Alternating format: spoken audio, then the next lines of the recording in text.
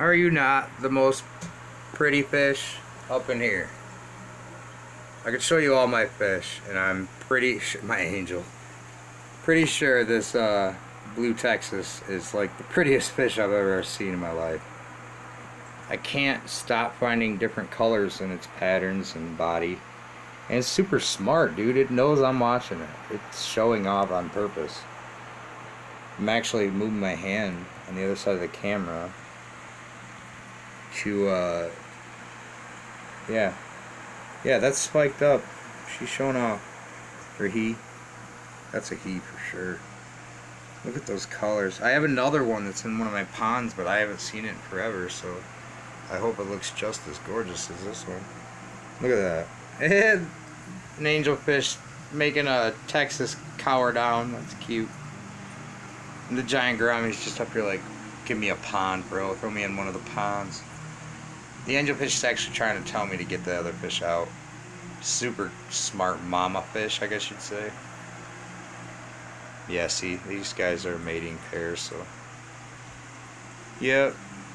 And then I'm going to show one more really pretty thing. Just hold on with me for a second. It's this tank in here with the dinosaur fish. And all the fry. And watch this. So the glass is pretty dirty, but if I get the light on, I only have a small amount of light on this thing because all my fry from what I was selling to pet stores, I decided to just keep. And instead of using them as food for other fish, I put them all together in this tank with dinosaur fish. And what I got was this weird community of just green terrors and dwarf convicts. And they're so colorful. Like, look at those colors. All of them just bursting with color, dude. There's albino. There's different other things in here hiding right now, playing the hide and seek game. They are kind of scared of humans because they're in my office room, which I don't even use all the time or anytime. But if I can focus right, I could show you. There's so many in there. It's literally endless. I think they're trying to breed now too. The glass is super dirty. I do wipe it every day, but it's in the office room. Let's open the windows. Let's see them all run to the other side here. I mean, look at that. Look at the blues and the yellows and the... Wow. Alright. Finish. Cleaning the glass here. Sorry, guys. Girls, gals, fishies. Yep. Let's get a little clean. Oh, almost dropped it. And then let me get this one up. There we go. So now it's a little bit cleaner. Still dirty. This is a sand tank. Looks like I'm a little full on water. That's probably what's going on, why they're all hiding. And I think those mini polar dwarf convicts, I think they're already starting to breed. Look at how cute they are, though. I don't want them to be afraid of humans, but they're shy, yeah. But they're impressionable at this like small age.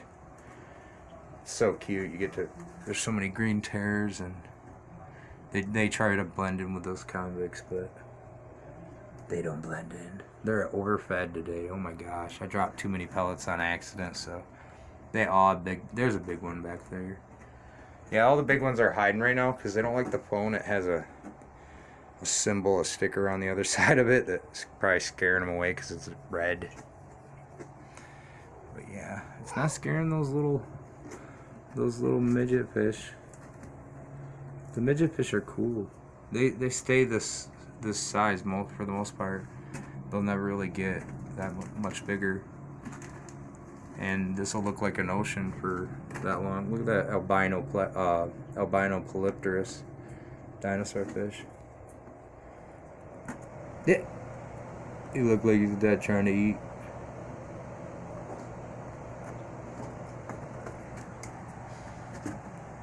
Alright. Well, I'm gonna get back to it. Jerry playing in all the boxes. Is that the box the orange amp came in? Yep. That's so funny. They sent this amp to me real quick.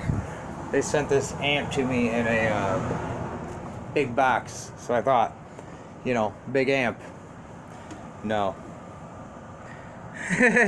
It's this little thing, or a big cabinet. It's just a speaker cab, an 8 ohm, and it feels like literally the entire thing is the speaker.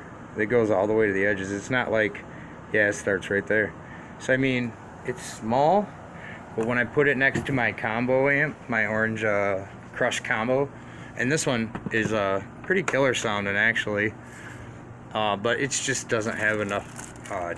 It has distortion, but the speaker can't handle it. And the things I was reading about it is when you buy those little cabinet pairs, as long as you're matching your impedance, it has a better sound. So I'm gonna try the speaker that's supposed to go with it.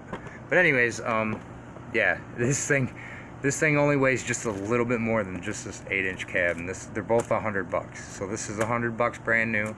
This one's $100 brand new, but this is actually, it comes with a lot of the things that the orange amps, like on their own, should have, like the overdrive. Oh my gosh, like you can dial into so many different tones. When you pop that overdrive with the gain, I can get a dark sound out of this Crush. And you know, was it smart for me to just get another combo small amp? Probably not. But this doesn't have an FX loop. This doesn't, when you do, even if you go as dark as you can with it, you can't really control the middle how you want. Let's say that. I could dial this all the way down, all the knobs all the way down, and it sounds killer with just distortion and volume. But as soon as I add any treble, chorus, mid, I have to cut that distortion off, which is not bad. It's a good clean amp, right, Jerry?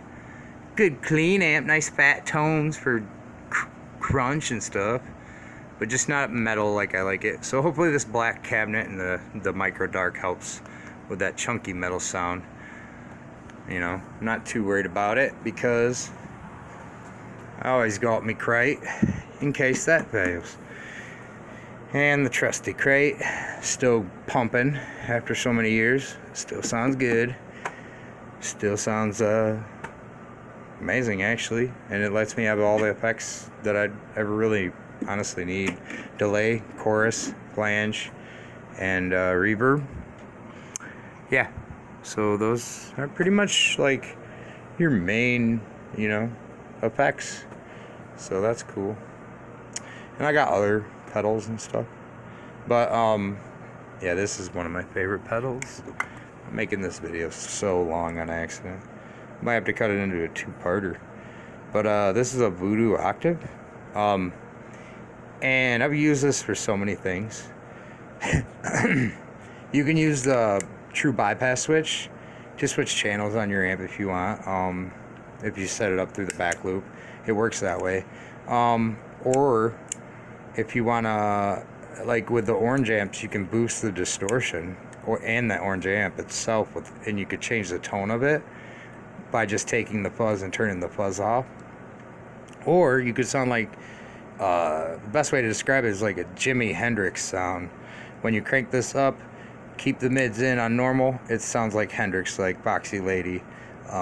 But you can change that tone. You can bring a million mids in, a million mids out, and then you can bring it back to normal with just the quick switch of a button. And then when you want it to be an octave change, you can also change the octave. So this pedal does a lot of things that it just doesn't say. You know, a lot of people would just say it's just an octave.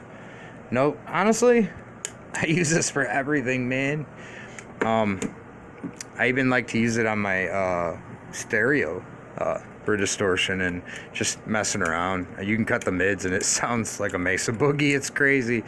And then I got this PA speaker cab to try and do a little modification video. I'm going to try to get a vintage speaker to drop in there and mount it myself. It's 8 ohms, has the tweeter hookup in it. I did have it all disassembled, and yeah, I'm gonna do another video on that and show what you do, how you disassemble the little tweeter, and when you get a new speaker, to make sure you get your little hookups right. Alright, later.